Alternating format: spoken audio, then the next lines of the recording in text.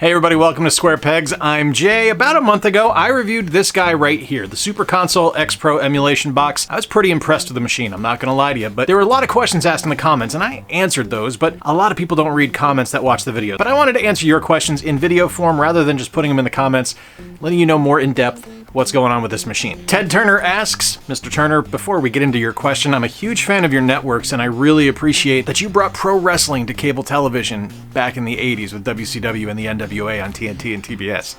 You're doing good work with AEW as well. But your question, interestingly enough, related to pro wrestling. Any Fire Pro Wrestling titles included? Short answer, yes. But let's get a little more in depth. Are there Fire Pro Wrestling games? Yes, there are 22, in fact. Final Fire Pro Wrestling Yume no Dantai Une on the GBA, Fire Pro Wrestling Combination Tag on the PC Engine, Fire Pro Wrestling 2 Second Bout on the PC Engine, Fire Pro Wrestling 2 on the GBA, Fire Pro Wrestling 3 Legend Bout on the PC Engine, Fire Pro Wrestling A on the GBA, Fire Pro Wrestling on the GBA, Fire Pro Wrestling on the Wonder Swan, Super Fire Pro Wrestling on the SNES, Super Fire Pro Wrestling Queen Special on the SNES, Super Fire Pro Wrestling 2, the beta version of it on the SNES, Super Fire Pro Wrestling 2, the final version on the SNES, Super Fire Pro Wrestling 3, the demo version of that on the SNES, Super Fire Pro Wrestling 3 Easy Type SNES, Super Fire Pro Wrestling 3 Final Bout Revision 1 on the SNES, Super Fire Pro Wrestling 3 Final Bout on the SNES, Super Fire Pro Wrestling Special Revision 1 on the SNES, Super Fire Pro Wrestling Special on the SNES, Super Fire Pro Wrestling X on the SNES, Super Fire Pro Wrestling X Premium on the SNES, and then two that are related, Thunder Pro Wrestling Gaiden on the Mega Drive and Thunder Pro Wrestling Retsuden on the Mega Drive. Bonanza MC says, I actually have this unit, but the controllers kinda suck. I can't argue that point. I really do think that they feel really cheap. They feel like a toy. They feel like a Dollar Tree item. But while I was having trouble with it when I first tried this out, I've actually been able to successfully pair some other USB controllers to it. Let's go take a look now. Hi, Future Jay here, and in a shocking turn of events, past Jay forgot to actually record the footage he just said he was going to throw to, so hi, Future Jay here to show you the controllers I used. So the console does ship with this guy. This is the controller that it ships with. It is a very cheap version of a DualShock 2. It feels poorly made. Like, it feels cheap. It is cheap in the grand scheme of things, and that's okay because the console itself is really cheap. But one of the nice things about it is that it does run emulation stations. So there are a lot of built-in controllers supported. So let me show you the ones that I used outside of just this one right here. All right, so first and foremost is this SNES style controller from Retrobit. This thing is fantastic. It is a USB connection. I plug it directly into the controller or into the 4-port hub, and I'm able to play all of my retro games using this controller, and it's awesome. I was also able to plug in the Retro Fighters Brawler 64, which is one of my favorite controllers. In fact, this is probably my favorite N64 controller, and it worked flawlessly. I was able to play Buck Bumble, I was able to play WCW NWO Revenge without an issue. This is a great controller for this situation. I was also able to plug in and use one of my newest controllers from Retro Fighters, the Retro Fighters Defender, utilizing the USB dongle. This thing worked flawlessly. It is a phenomenal controller. This is actually probably my favorite controller to use on this console because of how great it feels. You can also use USB connected Sega Genesis controllers or anything like that. It is going to support pretty much everything out the box. I don't know why I was having trouble before, but this go, not an issue whatsoever. Diesel Dog says, this product is garbage, always freezing up and cheaply made. It's definitely not worth the price. Should have been sold for $19.99. Just a POS. I have not had that experience whatsoever. I have used this almost exclusively for footage capturing since I got it for all of my retro stuff, just because it's easy, it's convenient, and it's here. I haven't had any freeze-up issues. None whatsoever. This has been a really solid device for me. I'm actually really enjoying it. I think it's really reliable. Now, there's some stuff on it that does not function correctly, I'll give you that, but I have not had it freeze, I have not had it crash, and I have not had it lock up on me, except in cases where I had it on for like 8 hours. XZ Cayman says, should I buy a Super Console X Pro or a PS1 Classic?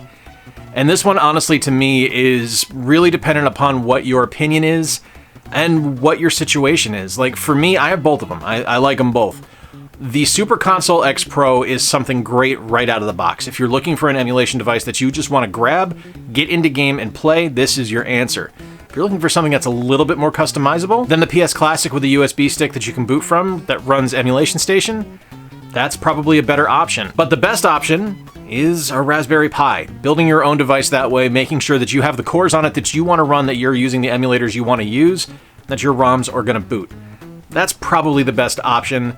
and is probably the most cost-effective in the grand scheme of things. Dylan K. Music asks, does the Super Console X Pro have Pokemon Black 2 or White 2 for the DS? Let's find out.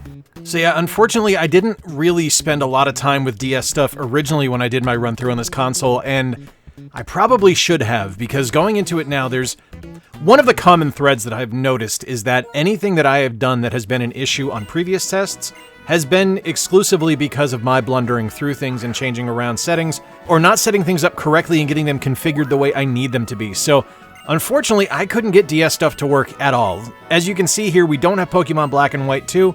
We do have Pocket Monsters Black 2, but that's in Japanese, so if you read Japanese, that's great, but I was not able to get into a game and control anything worth a damn.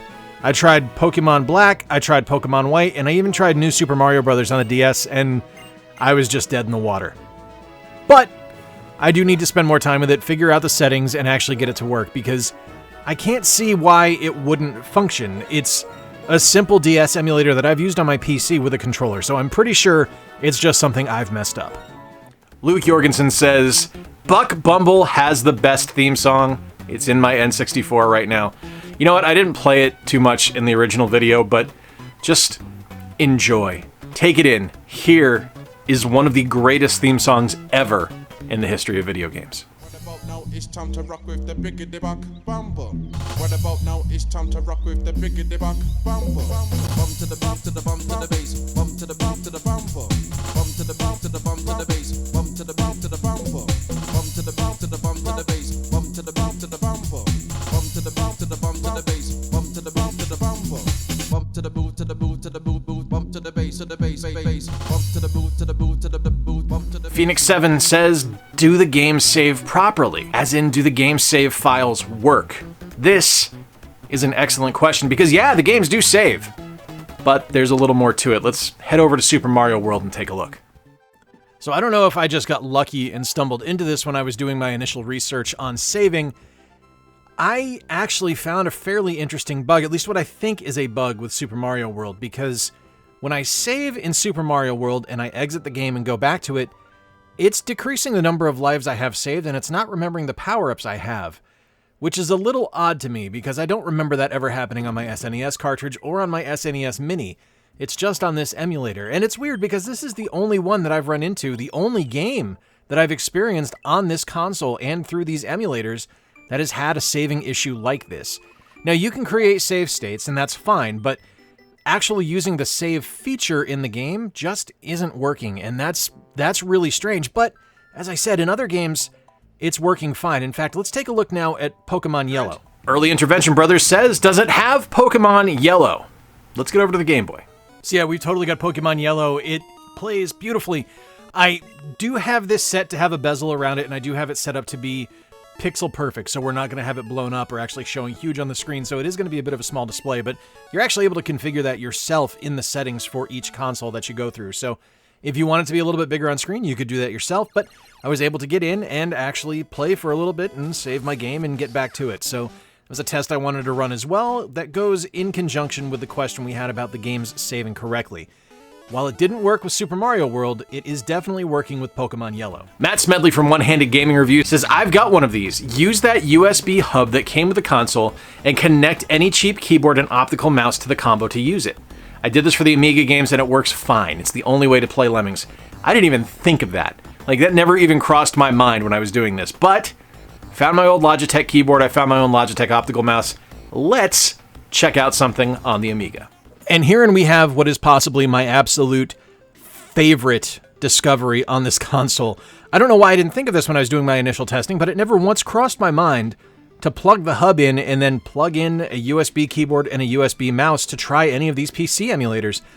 And I have wanted to play a ton of Amiga games since I was younger. My friend Hayden had one, and I got to play it when I was over his house, but I never owned an Amiga myself, so being able to sit down and play Amiga games was huge for me, and I went right to the one that was suggested to me. He said that Lemmings is the game I should try out.